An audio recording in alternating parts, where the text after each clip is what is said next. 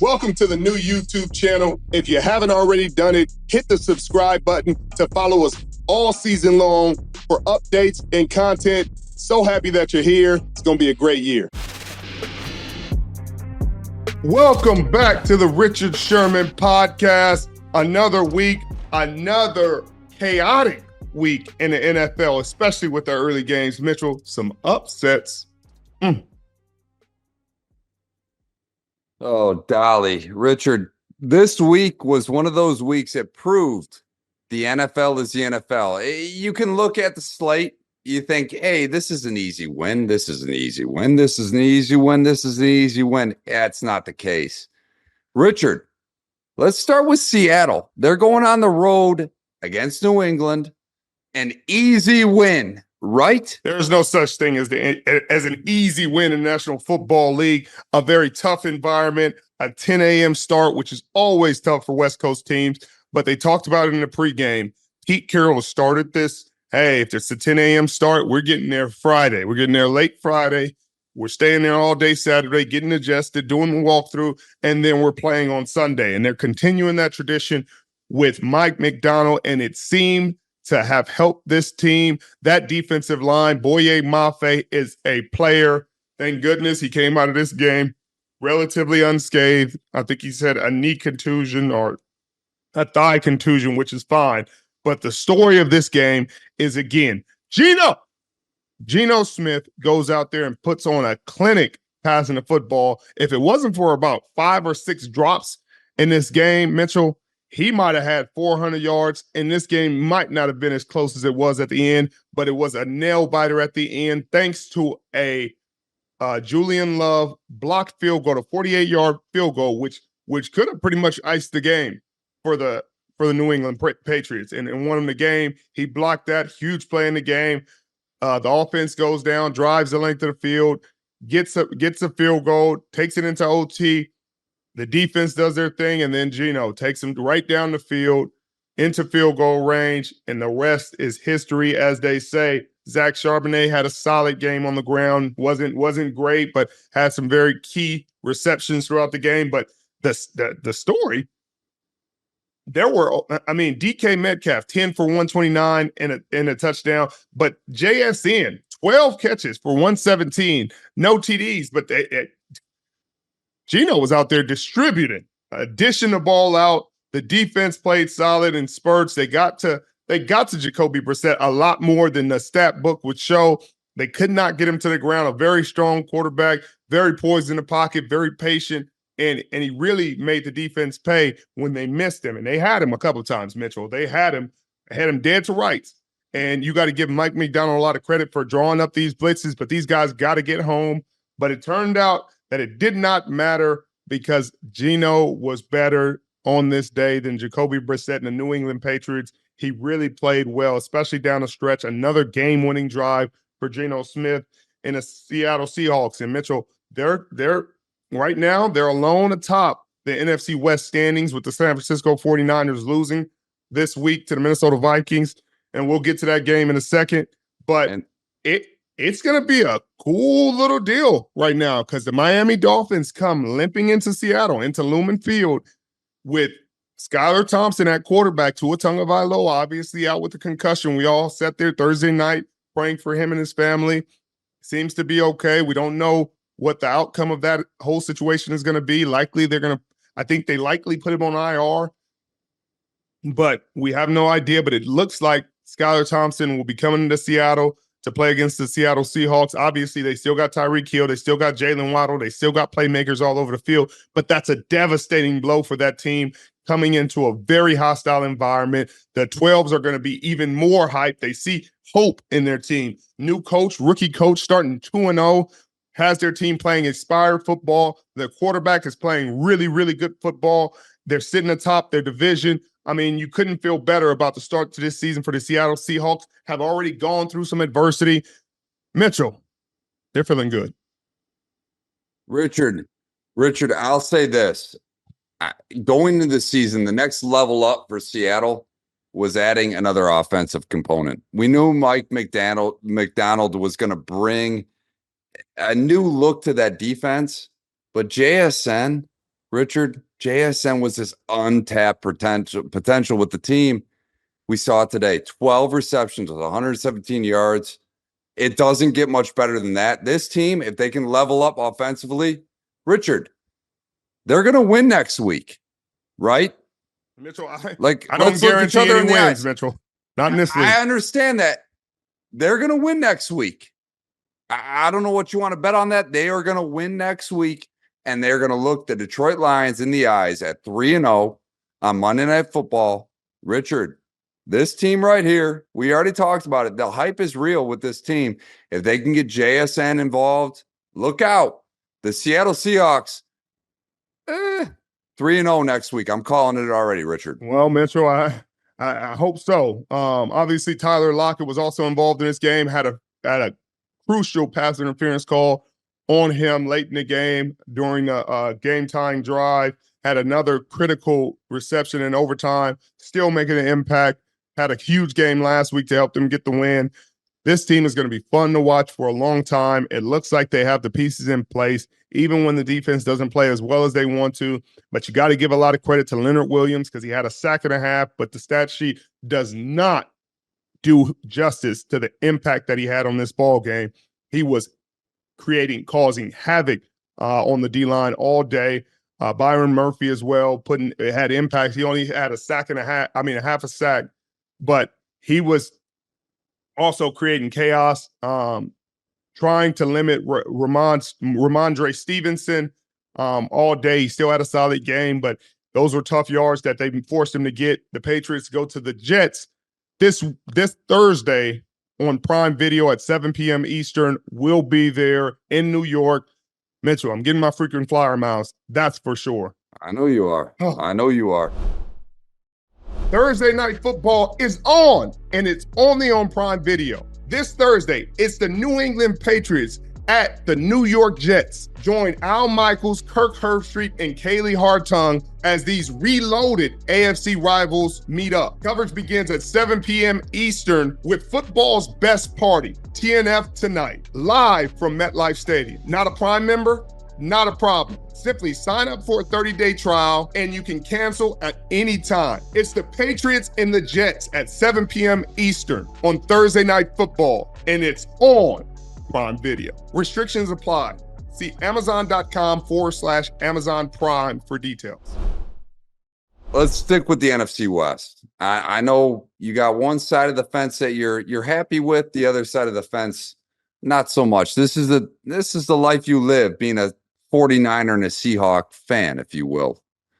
Richard, the San Francisco 49ers go to the Vikings and lose. Take the L 23-17. Let's switch the cap. Richard, the Sam Darnold revenge game. Here we are. Well, your thoughts on this Sam game? Darnold, Mitchell. Great game. It's been 30 years. Mitchell, over 30 years since the San Francisco 49ers have won in Minnesota. I don't know what it is about the water in Minnesota or the food. It's weird, the man. Environment. They cannot seem to put together a great game. And if you look at the stat sheet, Brock Purdy, 28 of 36, 319, a touchdown, a very costly interception. I kind of saw that coming earlier in the game. He was able to fit one in very tight coverage to Kyle Juszczyk. And it just looked like, hey, if he does that again, it's going to be tough because he's going through his reads. He's saying, bang, bang, bang. This is my last read. I got to get the ball out. He's hitting his back foot, and the defense is anticipating. The windows are tight. They're starting to understand where he's looking, where he's expecting to go with the ball, where his last read is.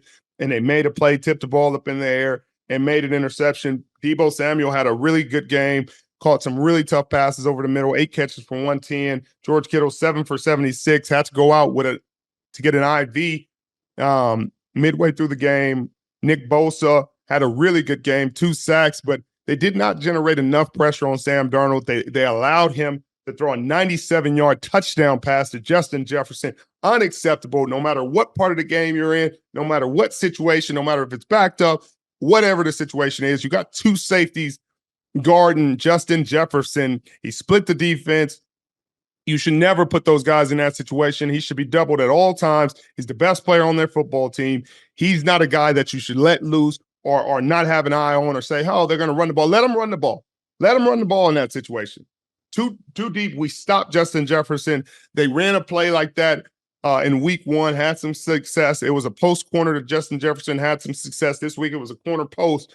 And he was able to get behind the defense. Sam Darnold threw a beautiful football for the 97-yard touchdown. Justin Jefferson ends up going out with an injury in the ball game. Fred Warner, all-pro Fred Warner, deserved the MVP, the game ball, everything in this game because he freaking put the team on his back. There were numerous situations where it appeared the Minnesota Vikings were about to really break this game wide open. Aaron Jones was on his way to another touchdown to a touchdown in this ball game. And again, Fred Warner's peanut punch, bang, coming through again. He had one against Breece Hall last week. He had another one this week, along with an interception, along with a sack. I mean, you're talking about defensive player of the year kind of statistics, Mitchell. They're doing what they can defensively. They need more from this offense. You can't be that inconsistent. Obviously, it's tough going against Flores and that very aggressive, zero pressure defense the Minnesota Vikings bring, but you have to figure it out. You cannot have a game like this. You cannot have the turnover that Brock Purdy had. You gotta make some plays when it counts. They had a chance. Jordan Mason had another very good game, 20 carries for 100 yards, was really imposing his will throughout the game, but just too many mistakes, too lackadaisical offensively.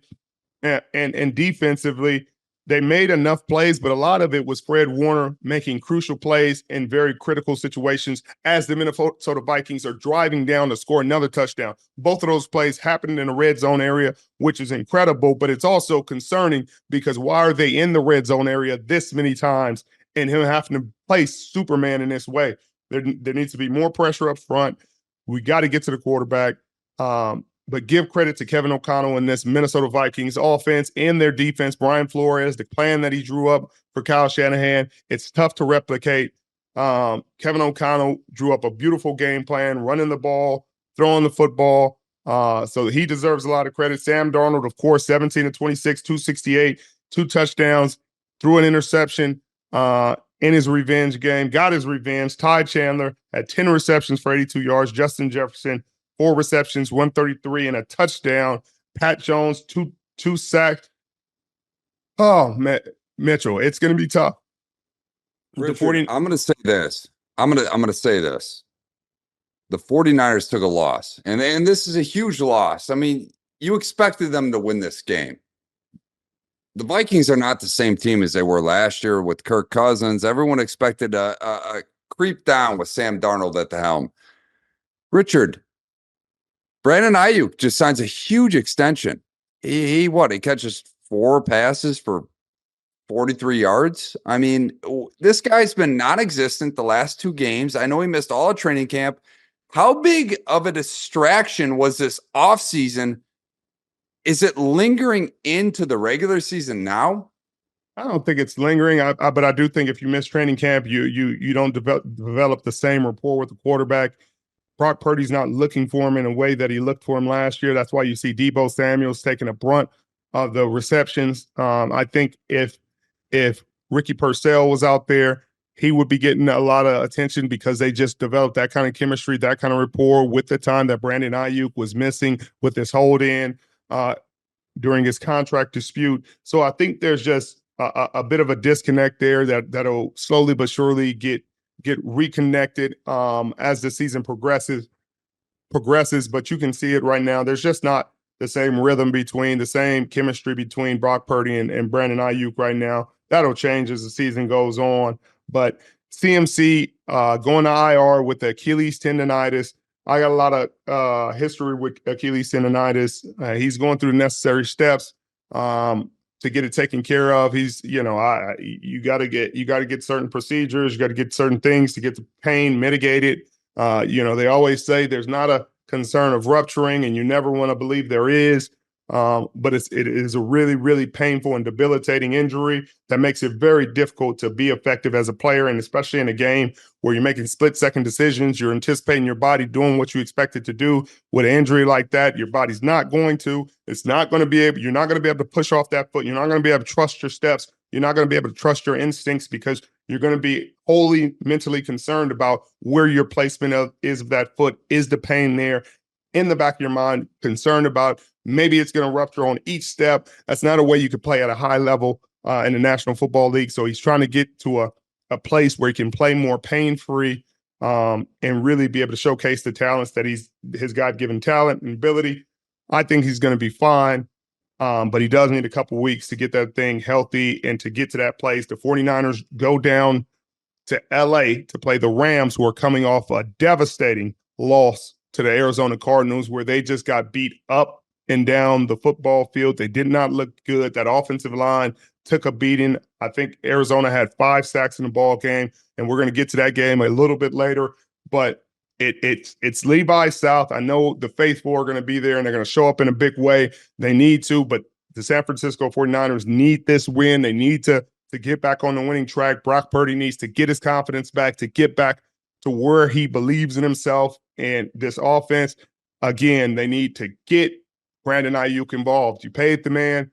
You got to draw some stuff up to him and get him in rhythm early on, even if it's simple stuff, one-on-one, backside, 3-by-1, old school football. Just get the man some touches.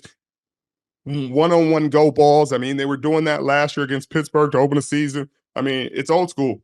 They're playing one, they're playing quarters. You can find one-on-ones if you want them. You gotta take those shots and give them opportunities. We can't play conservative.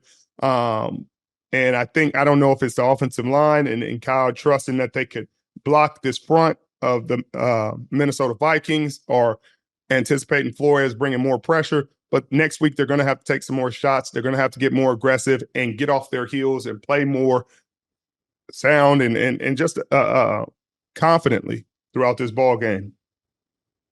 They got to get back to who they are. TD, Tutty, taking it to the house, in for 6. Whatever you want to call a touchdown, one thing's for sure: touchdowns matter more at DraftKings Sportsbook, an official sports betting partner of the NFL. On the ground, in the air, from special teams or defense, we don't care how they score them. We just want to bet on touchdowns. And DraftKings Sportsbook is the #1 place to bet touchdowns. Ready to place your first NFL bet? Try something simple, like a player to score a touchdown. Go to the DraftKings Sportsbook app and make your bet today. Ready to do a touchdown dance of your own? New DraftKings customers bet $5 to get $250 in bonus bets instantly and get 1 month of NFL Plus Premium. Download the DraftKings Sportsbook app and use code Richard. That's code Richard for new customers to get $250 in bonus bets when you bet just $5, and you get 1 month of NFL Plus Premium. Only on DraftKings. The crown is yours. Let's move on. We're going to the Kansas City Chiefs, Cincinnati Bengals. And Richard, the NFL script writers have got it right for the Kansas City Chiefs the last 2 years. It looks like they're getting it right for the 3rd year in a row. The Kansas City Chiefs escaped this game with a huge win. And I mean, I don't know what the bigger story is here. Kansas City escapes with a win, or the fact that the Cincinnati Bengals, with Joe Burrow healthy, 0-2. Richard, your thoughts on this game? Cincinnati looked like they had it in the bag, and they just could not get it done. Metro, it did again look like 4th and 16. You say, oh man, there's no way. Yeah. There's no way Patrick Mahomes gets out of this one. They had just converted a 4th down the play before to Rashee Rice, and they got it called back for a holding call on number 64. And you say, okay, all right, obviously this is over. 4th and 16. There's no way he's going to get this off. And then, of course, you see him scramble around. You see him find space along the left side. You see him move up in the pocket. You say, no, we've seen this nightmare before. He puts the ball up, thrown across his body. He finds a receiver, incomplete, but you could see the DB got there maybe a hair early, but it's a bang play. Do they call it every time? They don't. They call it for Patrick Mahomes. They're going to call it for Patrick Mahomes. And it's hard to play DB in this league, Mitchell. It is hard to play defensive back in the National Football League. When you're mad at your DB, like, oh, man, he couldn't have done that. He shouldn't have done that. Understand, every single rule in the rule book in terms of passing game is against the defensive back. We don't have any benefits. They rarely call offensive pass interference. They called it a few times this week on a couple games, but only when it's freaking ridiculously obvious. But you look up and you're saying, hey, what else do you expect the defender to do? Like, you expect them to say, run full speed, stop for a second, real quick while the ball's in the air, and then say, okay, time it, ready, 1, 2, okay, now jump and bat it. No, you're going to drive on the football. You're going to go to the receiver. You're going to go up when he goes up, and you're going to try to get around him and make a play. And that's what the defensive back did. Unfortunately, they called it this time. But Mahomes, again, he's thrown 3 touchdowns this year, thrown 3 interceptions, and again, they're finding ways to win. That is crazy concerning. Very, very concerning. It's scary because he's not playing particularly. He didn't play particularly well in this game. He threw 2 really costly interceptions that you really don't know how to explain. Isaiah Pacheco had a very solid game, but kind of limped off at the end. Rashee Rice had some really good catches. Again, we talked about that clutch catch on 4th down that got called back. That would have probably put him over 100 yards, or at least to 90 yards receiving. Travis Kelce didn't have a very impactful game. 1 catch for 5 yards, but again, he had an illegal contact called on him late in the game that was on a play where Patrick Mahomes got intercepted, and without that, I don't know if they win this game. Without that play where the interception gets called back, I don't know if they win this game. And Jamari Conner, give him a lot of credit, because when Joe Burrow, who played okay, he had 258, 2 touchdowns. The team ran the ball for 74 yards. Gesicki had a really good game, 7 catches for 91 yards. Jamar Chase was held relatively in check, had a really question. I mean, I just didn't understand what he was mad about on a play, a short gain where he was tackled by McDuffie, and I don't know if he thought McDuffie tried to hip drop tackle him or something, but McDuffie was still standing after the play and even kind of splitting his legs to make sure he didn't land on Jamar Chase's legs. And Jamar Chase gets so angry, he gets a 15-yard penalty that was very, very costly late in that ball game. They did not need it. Joe Burrow tried to step in, tried to stop him, tried to calm him down. The head coach tried to calm him down. Nobody could calm him down. Trey Hendrickson looked like a man on fire, caused a lot of freaking chaos. And he was the one who caused the holding call to get that 4th down conversion taken away late in the game. But again, they end up getting a penalty late in the game. But Joe Burrow's fumble, that one fumble that he had, that wouldn't be that bad, was a touchdown. It was a defensive touchdown and ended up being one of the most pivotal plays in the game. So you have to put that on Joe Burrow. You got to hold on to the ball. You got to protect the ball at all costs. You can't give a team like the Kansas City Chiefs a free touchdown that Patrick Mahomes didn't have to drive down the field and earn. You got to do better than that for your defense. He could have been the first quarterback to beat Mahomes 4 times, but it wasn't in the cards. But it does not look like the Cincinnati Bengals were in any way scared of the Kansas City Chiefs. And I look forward to them playing again, hopefully in the playoffs. But if Cincinnati doesn't get it together, this is I think they said their 4th time starting 0-2. Like, I just don't get that. You got an elite quarterback, you got elite receivers, your defense plays really hard, you got good rushers in Hendrickson and Hubbard, and you keep starting 0-2, 0-2, 0-2. Now I can't say you had a hard start. I mean, Kansas City was going to be a tough matchup, but you had New England first. And you played better against Kansas City than you did against New England, but you still come out a loser. You're going to have to win this game against the Washington Commanders, or there's going to be some seats in Cincinnati that get really, really warm and uncomfortable, Mitchell.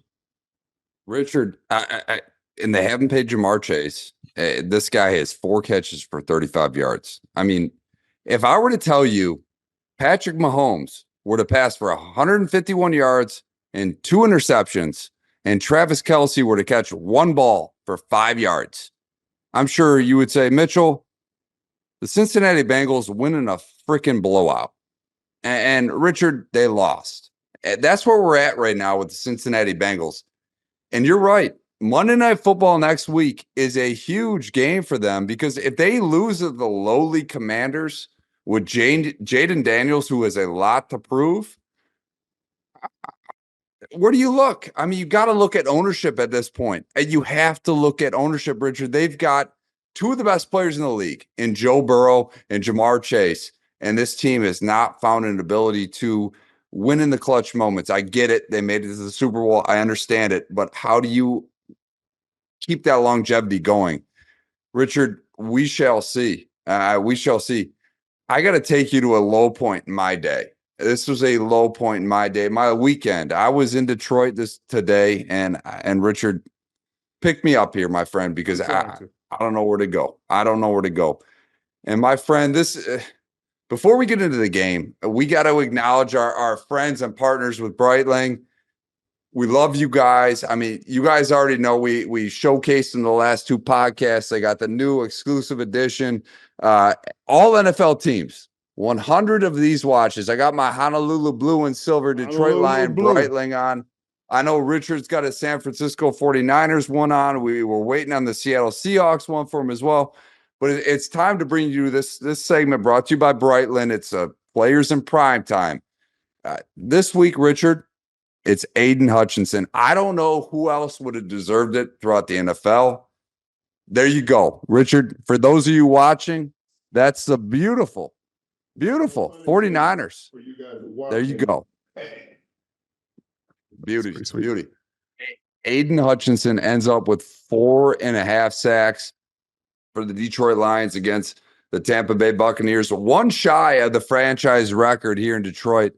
Richard, he was all over the field. I mean, frankly, he looked like TJ Watt out there. I mean, the guy, like, I don't know how many he had in the first half, but my goodness, Aiden Hutchinson was absolutely everywhere. And he was, quite frankly, the only bright spot of today's game for the Detroit Lions.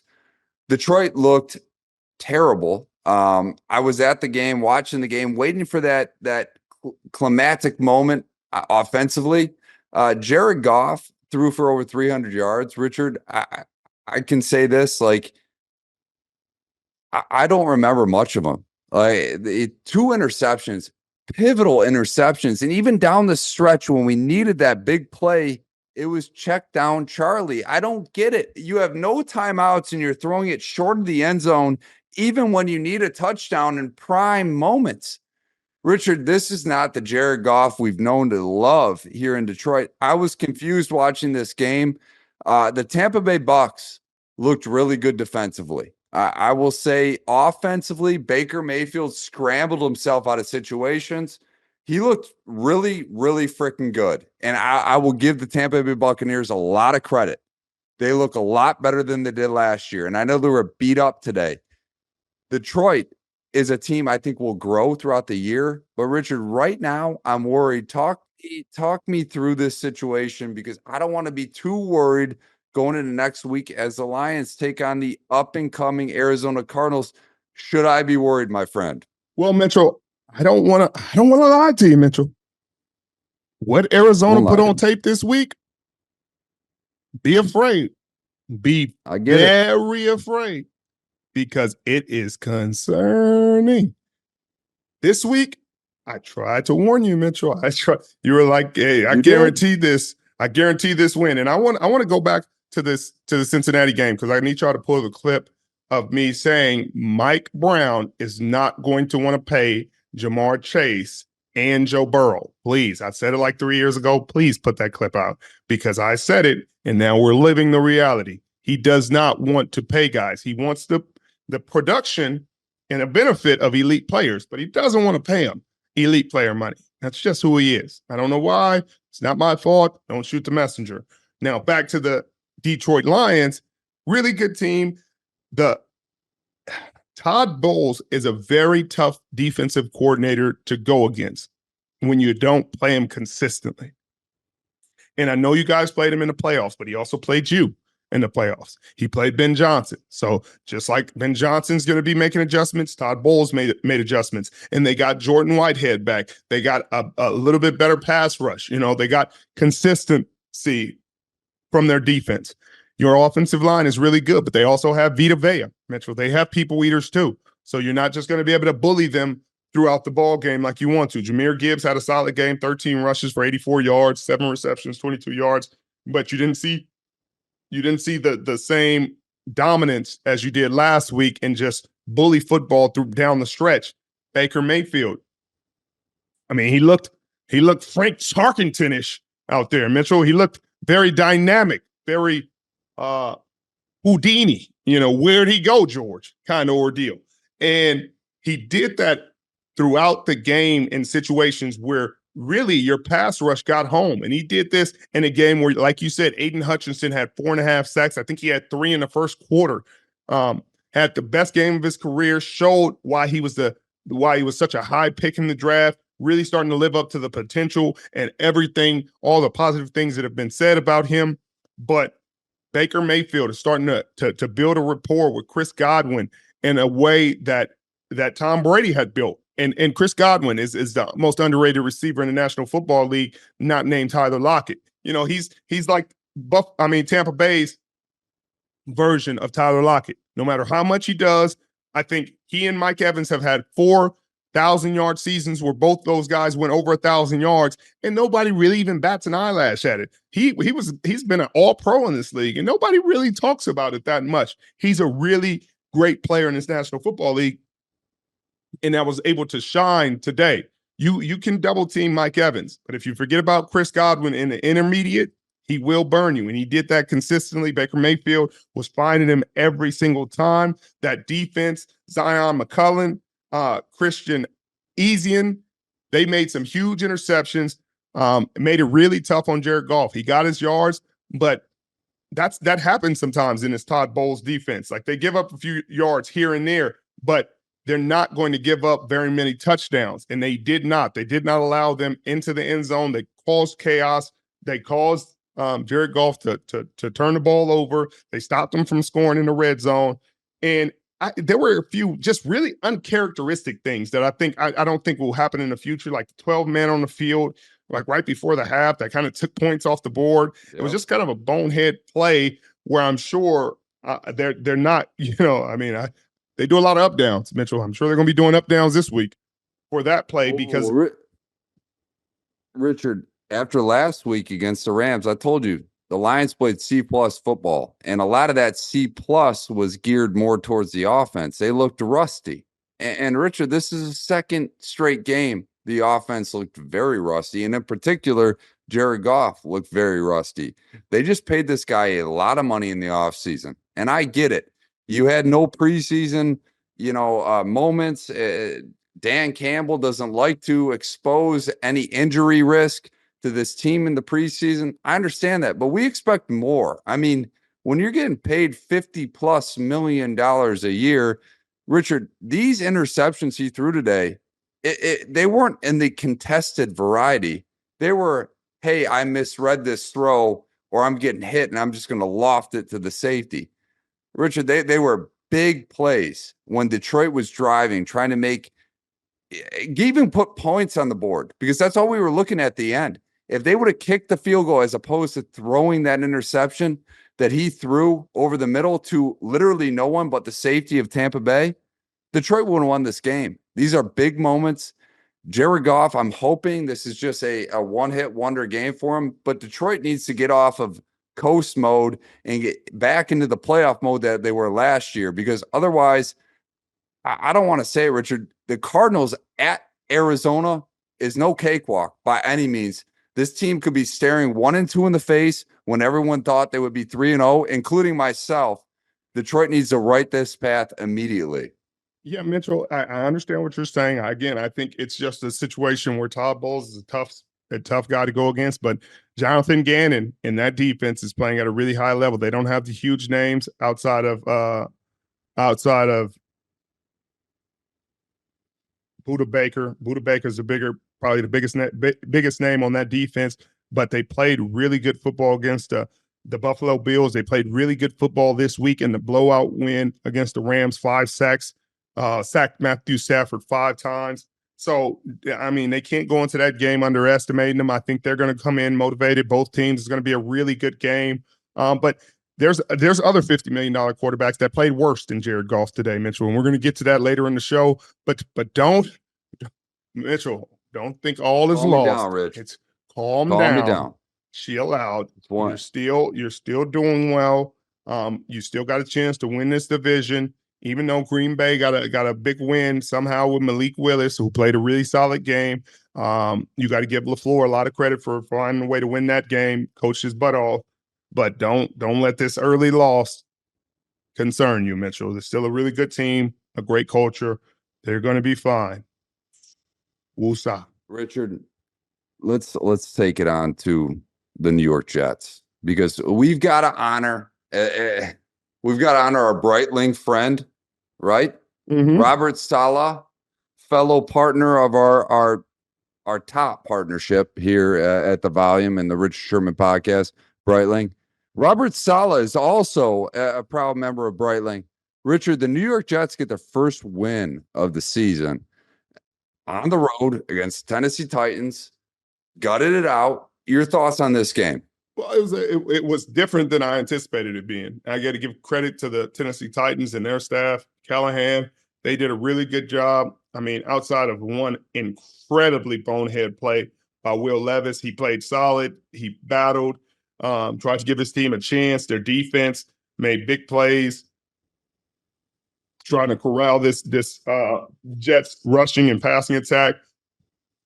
Breece Hall, he's always one step away from breaking a big one. Had 14 rushes for 62 yards, 7 receptions for 52 yards, and a huge touchdown from Aaron Rodgers. Braylon Allen is the youngest player in the NFL to score a touchdown since 1930. It was a really cool connection between the oldest player in Aaron Rodgers and the youngest player in Braylon Allen.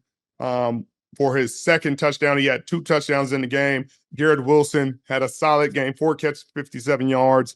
Will McDonald had 3 sacks in the ball game, and they were all very, very critical. Brandon Echols had an interception to kind of, I guess, yeah. Brandon Echols had an interception in the ball game as well. Tony Pollard had a solid game, 17 rushes for 62 yards, 5 receptions for 40 yards. Calvin Ridley had one of the best catches that I think you'll see, Mitchell, in the end zone. I still don't understand how it wasn't an interception and it was a reception for a touchdown, because in real time I was like, oh, it's interception. And then the ref's putting his hands up and I'm like, wait a minute, what? To slow that down.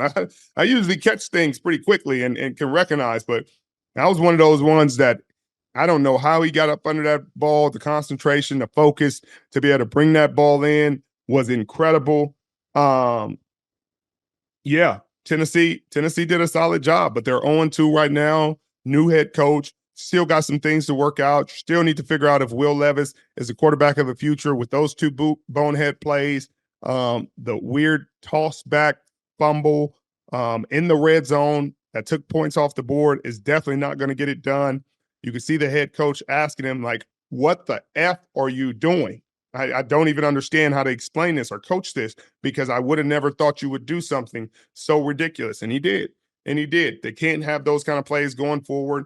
They got another tough game against the Green Bay Packers next week. The Jets head to New England, to Gillette Stadium, to face a very, very scrappy New England Patriots team coming off a tough loss to the Seattle Seahawks. Mitchell, that New England Patriots team they're battling now. Now they're battling defensively. They got the DBs to play man coverage all day and all night. They have a good scheme up front. They're not letting people run the ball very effectively. They're very stout offensively. Jacoby Brissett, even when you got guys coming scot-free and calls, guys getting to the quarterback, he's able to stand strong in the pocket and avoid these hits and avoid a lot of the sacks of unblocked rushers consistently. I mean, I think he was the highest pressured quarterback week 1 and likely to be week 2. And he wasn't the most sacked because he's simply avoiding these sacks, getting the ball to where it's supposed to be. He's a big reason that they're even having a chance in these ball games. But yeah, let's move on to the LA Rams and the drubbing they took at the hands of the Arizona Cardinals, Mitchell, because the Arizona Cardinals are Uber Eats, almost perfect defense. This is the segment brought to you by Uber Eats, the almost perfect defense, where we highlight the NFL defense that put on this week's most dominating performance. They held the Rams to 245 total yards, sacked Matt Stafford 5 times, Dennis Gardeck with 3 sacks and a forced fumble. That's this week's almost perfect defense of the week. And remember, you can order almost anything you want with Uber Eats, the official on-demand delivery partner of the NFL. Order now. Mitchell, I don't think Kyler Murray can play better. I'm about to order some food right now after you just said that, honestly. I mean, first and foremost, the Arizona Cardinals, right? I mean, last week we saw them go into Buffalo and give the Bills a very difficult time. I mean, at halftime, the Cardinals were, for all intents and purposes, in control of that game. And we kind of shushed it aside and said, whatever. You know, the Bills are just bad. They don't have any receivers. Not so fast. And Richard, they got a healthy Kyler Murray. They got a new stud wide receiver in Marvin Harrison. You know, this Cardinal team has always been good. I know they gave you hell when you were with the San Francisco 49ers and hell when you were with the Seattle Seahawks. What's the difference now? I mean, this team is still scrappy as all get out, and they beat up on the division rival, the LA Rams. Richard, are you more, enthusiastic about the Cardinals or more down on the Rams? What's your thought after coming out of this game? Well, a little bit of both, Mitchell, because with the Rams, they've been beat up on the offensive line. And usually Sean McVay is able to coach around that. And you're not noticing like, hey, they're just terrible and guys are running through, Matt Stafford's getting sacked a lot, things like that. You're not really dealing with that right now because Jonathan Gannon and this defense have been so effective at exploiting those weaknesses, getting to the quarterback, putting pressure, hitting them. Kyron Williams had no room to run all day. And then if you look at the flip side of that, James Conner ran all over this Rams defense. They bullied him. They were more physical. You're starting to see how different this defense is without Aaron Donald at the force, the All-Pro, the Hall of Famer in the middle to create those huge plays or create those tackles for losses in the middle of games where things are falling apart. He stabilizes the ship. He rights the defense. They don't have that anymore. Kyler Murray with his most efficient game as a professional, 17 of 21, 266 yards and 3 touchdowns, only sacked once, also ran the ball 5 times for 59 yards with a 26-yard scamper in the ball game. You have to give them credit. Marvin Harrison Jr., earlier in the week, I don't know why he said it because it was ridiculous when he said it. Kyler Murray said something like to the tune of, "It's not my job to get Marvin Harrison the ball."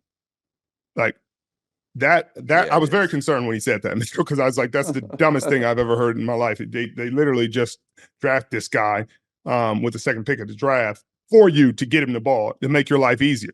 So why would you make your life harder by not getting him the ball?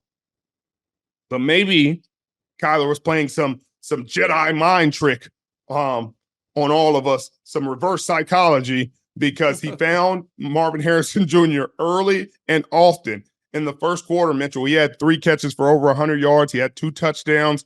One of those touchdowns was a really, really athletic play where it looked like he extended his body almost 5 yards to stretch the ball over the goal line for his second touchdown of the first quarter. And he got this team started in a big way. And I think that really softened up the Rams defense because they had to start doubling him, had to start playing too high shell and take some of the pressure off these DBs, and they're not able to pack the box and stop James Conner.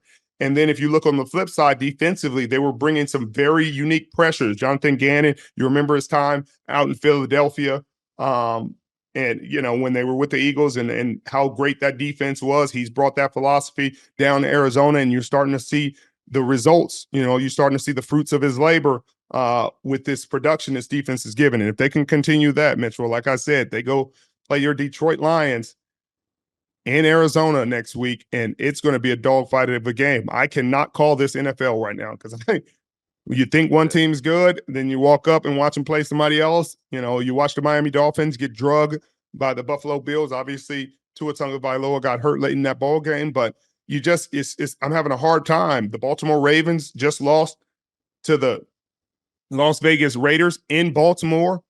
I don't know what you make of this. And that takes us to Trevor Lawrence and the Jacksonville Jaguars playing against Deshaun Watson and the Cleveland Browns.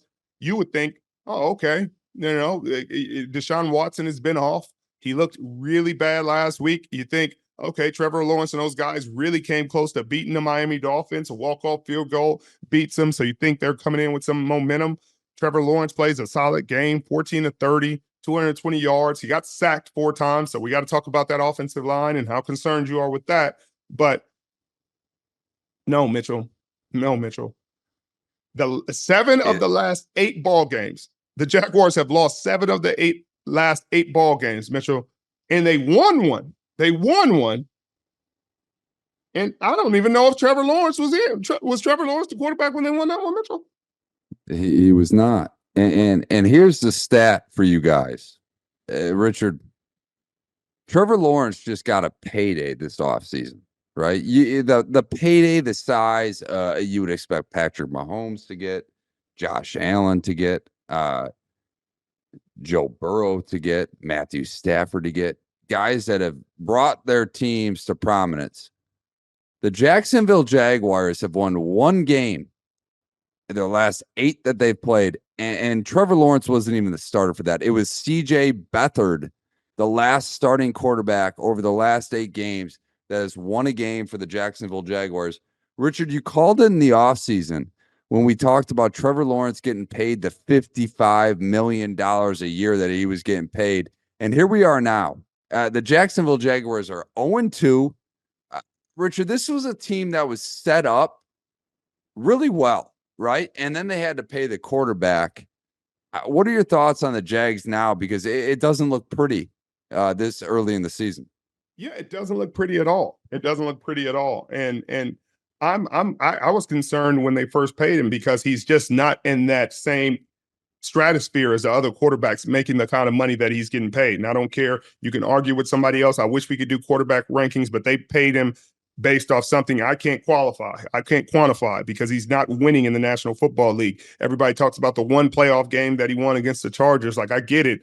Sure. Cool. Daniel Jones has won one playoff game, but what do you do throughout most of the regular season? Mitchell, can you win games by yourself when your defense isn't playing well, when your offense is struggling? Can you put the team on your back like Patrick Mahomes kind of did late in this ball game? Like, hey, he didn't play well. Did they still get the win? Lamar Jackson did that a couple times last year. Brock Purdy was able to do that a few times. Some of these quarterbacks, Jared Goff, when your team isn't playing that well last year, he was able to do that. Takes your team to the NFC Championship game. That's how you get paid. But when they paid him coming off of all the losses that they were building up, Mitchell, you talk about they lost 6 of their last 7, and the one they won, he didn't even start at quarterback that day. And so when you're coming off of a finish to a season like that, to justify paying that guy $55 million is crazy to me because he just hadn't earned it. And I know he has all the tools and all the potential and the projections are all there and he looks great and he's prototypical, but it does not show on the football field. When you talk about his turnovers, you talk about his poor second halves in a lot of these ball games. Over those 8 games, Mitchell, he's had 10 turnovers. His defense is 4-6. He's had 10 turnovers. So you talk about a guy you pay $55 million has to be the reason you're winning these games, regardless. And he's not. He's 1-20 now in games that his defense doesn't cause a turnover. So unless his defense is causing turnovers and causing chaos, it's probably not going to happen for the Jacksonville Jaguars. And if you're a fan or if you're on that staff, you're probably frustrated because you're like, man, we're paying you $55 million. Like, even when everybody else isn't on, we need you to be on. He threw for under 50% in this ball game. He threw for 220 yards, but like, you don't get the excuses. And I'm sure they're going to make every excuse in the world. Oh, he doesn't have the receivers. Oh, the offensive line. Oh, but everybody, like, when you get paid that money, that you're the reason why you don't have the offensive line you want to have, because you're making $55 million. So you don't get that excuse. Brian Thomas had a solid game, but he looks like a legit receiver. Had 2 catches for 94 yards. So they have some legit pieces. Travis Etienne, again, has a solid game, 13 rush, 52 yards. He's a legit weapon. You have legit weapons around you, but when you go and get $52 million, when you know you're not giving your team $55 million worth of production, you're going to handicap your team in a big way, and they're not going to be able to win games. And now they go to a Monday night matchup against another $50+ million quarterback and Josh Allen, who actually plays like a $50+ million quarterback, and he's likely going to take another L. So that'd be 8 losses in a row, Mitchell. And then you start to have really difficult conversations. And everybody's like, "Oh, you're hating on him. You're hating on Trevor Lawrence. He's a guy. When has he been a guy?" Like every year when it was Urban, they blamed Urban. They said Urban Meyer wasn't the right guy. He ruined Trevor Lawrence. Okay, this is Doug Peterson. Doug Peterson that has won a Super Bowl in this league, that has coached his team and really coached Nick Foles. And Nick Foles took that team to the promised land against Tom Brady, the GOAT, and won that game. So we're talking about that Doug Peterson, right? Mitchell, you can't start blaming the staff now. You can't give Doug Peterson, oh, he's a Super Bowl winning coach, and now he's the problem. Like it's somebody else is the problem, and people refuse to see it, but I'm not seeing it. Until Trevor Lawrence starts to prove it. He disappeared in the last game. In the second half against the Miami Dolphins, he was non-existent, non-effective, and nobody's saying anything. They blew a 14-point lead, but nobody's saying anything. Richard, you called it from the moment he signed his contract. Why is this guy getting paid this amount of money? And you're right. I mean, at the end of the day, he completed 14 out of 30 passes. I mean, that's pedestrian, Richard. That's sub 500. You're the starting quarterback. And you're right. They're going on the road to Bills Mafia. They're probably going to be 0-3, right? How do you go up from here? We shall see. Trevor Lawrence has got to rebound and rebound quick. Richard, you're looking like you were outstandingly correct in calling that he was overpaid from the get-go.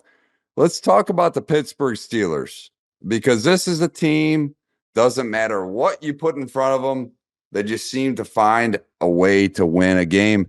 Richard, they beat up on the Denver Broncos, whoop-de-doo, but Bo Nix, the rookie, Richard, the Pittsburgh Steelers, they've scored a whopping, 28 points on the season, and they're 2-0? Like, what gives? Well, when you have a Watt, Mitchell, a TJ Watt in this case, you're going to be okay. TJ Watt had another solid game, but his stat sheet, again, does not tell the story of how impactful he was in both the run game and the pass game, the amount of attention they have to put to stopping TJ Watt. Alex Highsmith, they both have a sack in the game. DeMonte Kazee gets an interception to end the game. Corey Trice has an interception. Justin Fields plays a solid game, but made some really, really good passes on third down, Mitchell. He completed a 3rd and 11 to George Pickens and really completed one of the best passes I think I've ever seen him complete early in the game to George Pickens. Unfortunately, got called back for a holding on his right tackle. I think it was the right tackle. Don't quote me on that, but I think it was his right tackle. Got a holding call on that, but it was really a rope to George Pickens and would have been a highlight play, probably the highlight of the week for the Pittsburgh Steelers in that game. But they're doing enough that it's going to be really hard to take the keys away from this kid when Russell Wilson is healthy, because they're winning games. And again, Mike Tomlin never, ever gets enough credit. It does not matter who's at quarterback, who's at running back. Over his 17-year illustrious career, you could mix and match all these pieces in and out, good defense, bad defense, good offense, bad offense, good receivers, bad receivers, whatever you want, good running backs, bad running backs, offensive line, inconsistent. But no matter what, he's going to have a winning record. And to start 2-0 is big time. They're 2-0 in a very, very tough division that's kind of eating itself. Baltimore starting off 0-2 with a tough loss to Kansas City and a very head-scratching loss to the Las Vegas Raiders. Mitchell, this could be a dream miracle season for the Pittsburgh Steelers, but they're going to have some controversy coming up when it starts to get to the point Russell Wilson comes back and he's healthier. Obviously, they've been being cautious with the calf, but what happens when they're not being cautious anymore? Do they sit Justin Fields on the bench? You definitely don't rotate quarterbacks. That's never been a recipe for success. but he has won 2 games, Mitchell, and he hasn't really turned the ball over. He's not really making a ton of mistakes.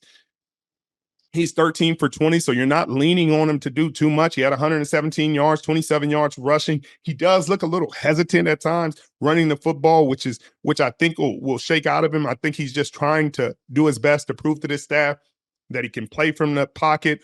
Arthur Smith is doing a good job drawing up a rushing plan. Najee Harris, 17 carries for 69 yards. The defense is what's carrying this team, and it has for the last few years. And if they can keep this recipe, Mitchell, it's been the recipe for success in Pittsburgh for a long time. Run the ball, play special teams, don't turn the ball over, play some good defense, let those all-pros, let that Hall of Famer, T.J. Watt, Cam Hayward, Alex Highsmith do what they do. And then on the other side, Bo Nix, another concerning loss where you're sitting there saying, hey, he looks good when he's checking the ball, or it's mid-range, intermediate passing game. But when he starts to push the ball downfield, he does not have the same consistent accuracy. He's thrown 2 interceptions in this game. Javonte Williams, who was a freaking monster his rookie years, just does not look the same since his knee injury. And they were 2-12 on third down, and that's a lot to do with Joey Porter and his secondary, Minka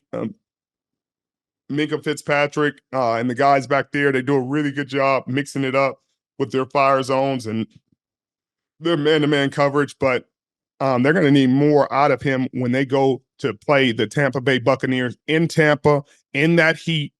Like I said, Todd Bowles is not a coordinator you want to see as a young quarterback. You do not want to see him. You do not want to deal with his exotic looks and everything that he's putting down there.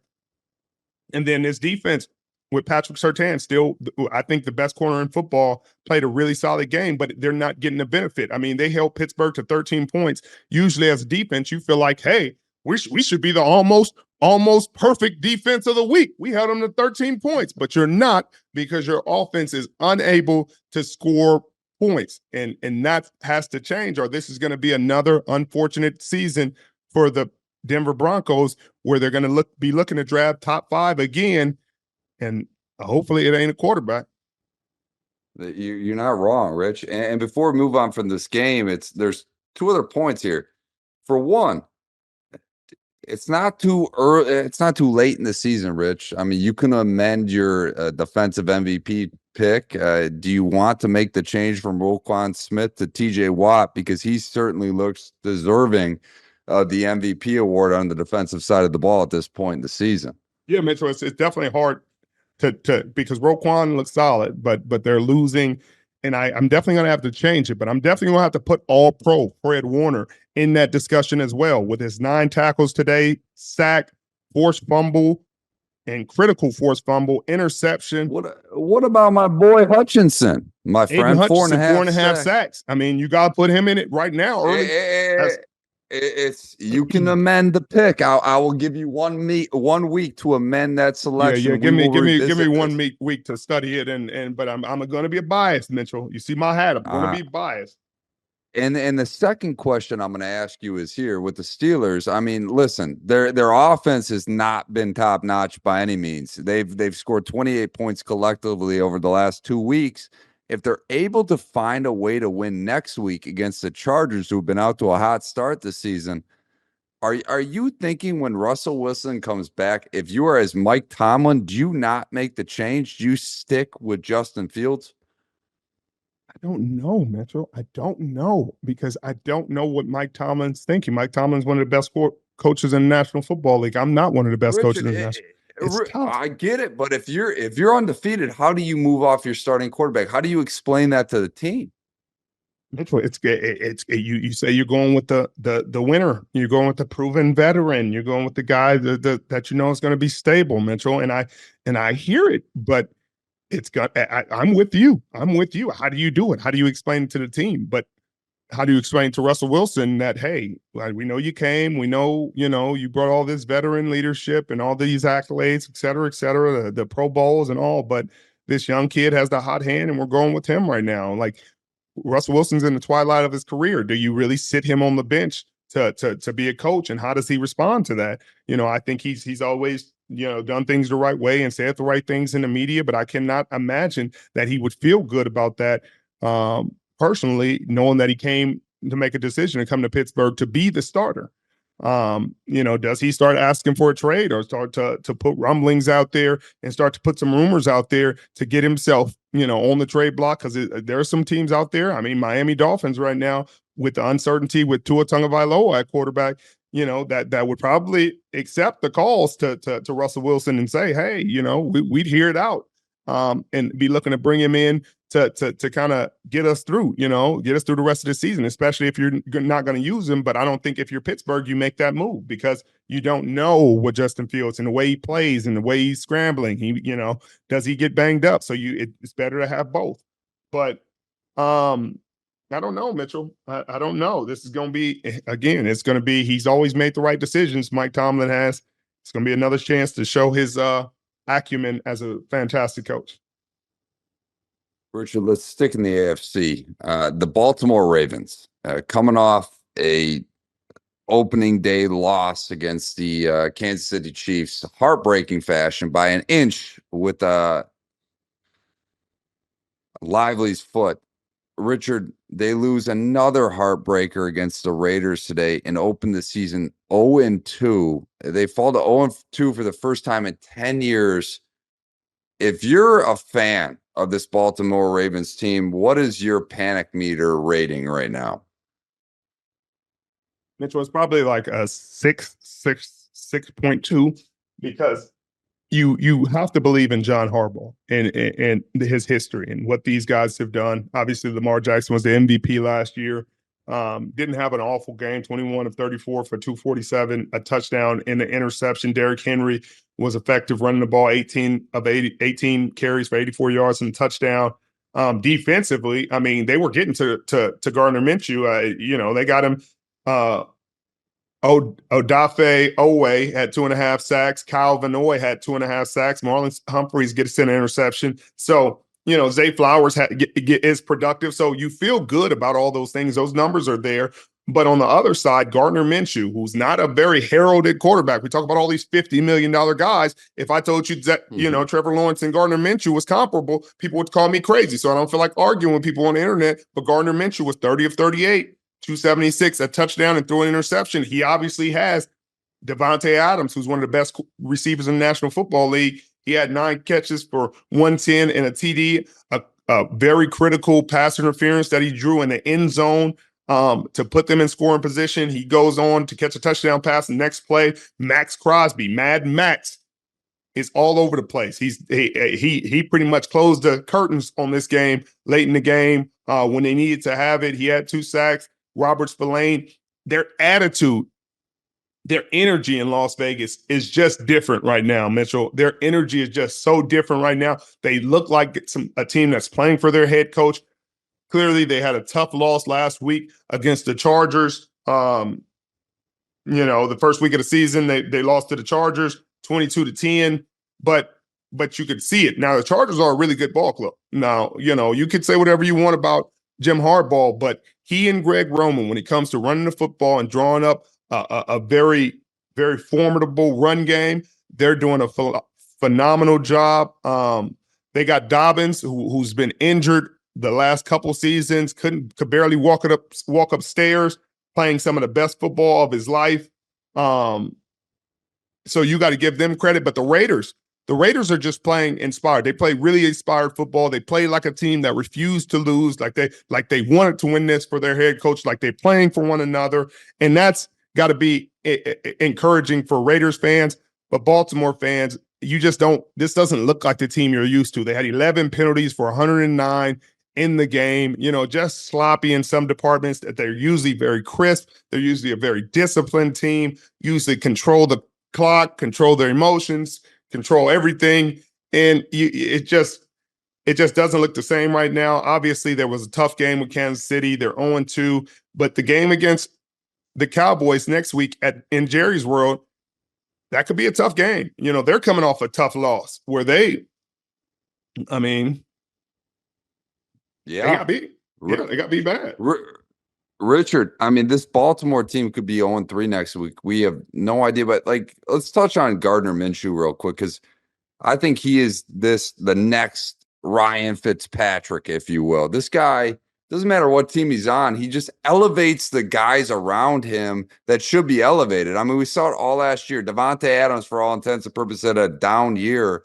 And now, as soon as Gardner Minshew gets behind the helm, he's Devontae Adams again. And for all the fantasy football folks out there, they're got to be loving Gardner Minshew throwing Devontae Adams the football. This team gets a huge win on the road. But I think the bigger story here is, like you touched on, the Ravens are going to go on the road against the Dallas Cowboys, fresh off a home loss. They got demoralized by the Saints, Richard. I know you're probably happy to see it. 44-19. If I were to tell you that yesterday, I mean, Richard, you probably think I was like spinning out on, you call it, the New Orleans Saints 2-0. Yeah. The Dallas Cowboys get drummed. Yeah, I mean, Mitchell, the Saints, obviously, you thought it's a mixed bag between Cowboys fans when they lost Dan Quinn. Some of them were like, man, what are we going to do without Dan Quinn? Rightfully so. And some were like, good riddance. Ridiculous, because I know he had Mike Zimmer in the box like it was Alvin and the Chipmunks, and their dad was screaming out, Alvin! Because Mitchell, he was everywhere. 4 touchdowns on the day. His balance, his contact balance, it's nothing like it in the National Football League, and he's back. And the Saints haven't even paid him. He's on a contract year. They're not giving him an extension yet. He said he's not worried about it. But Mitchell, the price is going up and up and up. And I know people say, hey, the running back market, they're going to shortchange him. You know, they're a dime a dozen. He's not a dime a dozen. He's different. And he's different in New Orleans. 41 in New Orleans makes them a very formidable team. You can see his impact. You can see his value. And without him, they look like a whole different team. And that has been the case for a number of years since he's been there, going back years. So hopefully they can figure that out and they can see this game and say, all right, Alvin, we get it. Here's your money. Keep playing well. Derek Carr, his whole swagger was different. I was like, who is this guy?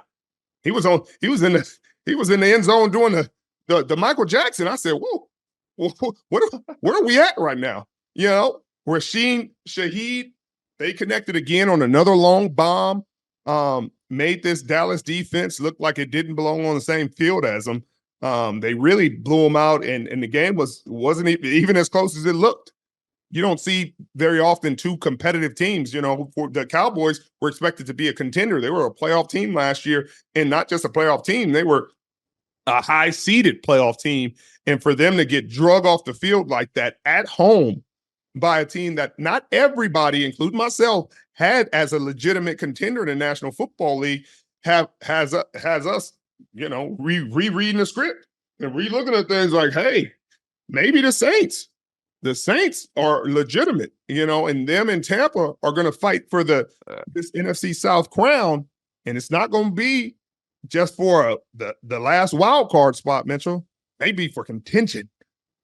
That's what I'm saying, Richard. I mean, we talked about it we talked about it the last few years. This NFC South has just been the bottom dweller of the NFC. I mean, whoever they let come out of it was welcomed into the playoff and get knocked out the first round.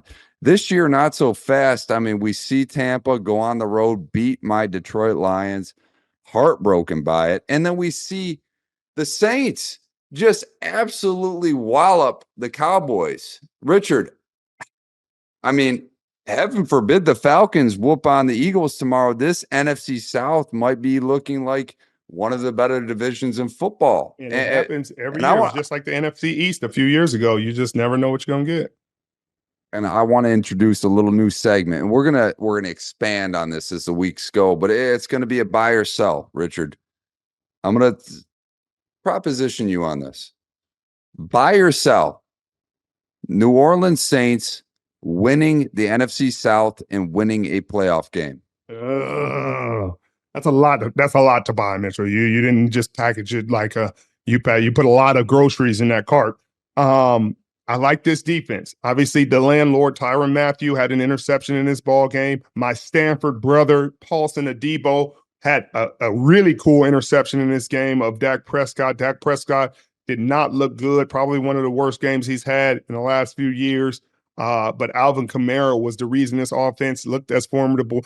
But I don't know. You know, when the Tampa Bay Buccaneers and the Saints play, you throw all the records, you throw all the everything out of the window. It's going to be a dogfight, a backyard brawl, and that's how it's going to be for this division crown. But I got to give it to the Tampa Bay Buccaneers, their experience, their scheme, their staff, Baker Mayfield and the way he's been playing.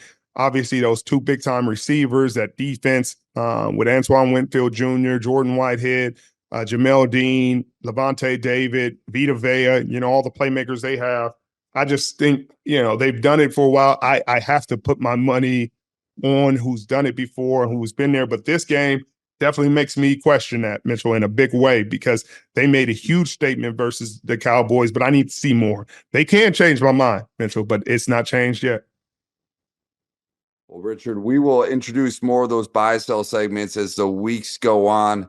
This concludes. We are done here. Sunday night, week 2. I know we got a huge game tomorrow. Richard, I will let you sign us off. Well, thank you guys for joining us again. Another Richard Sherman podcast.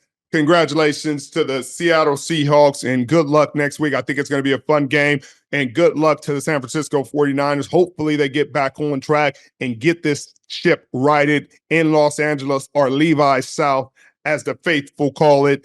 It's going to be a fun week next week. Enjoy it. Enjoy your family and friends. Have a safe, well weekend. Hit that subscribe button if you're new. Get you a clue. We'll see you next week.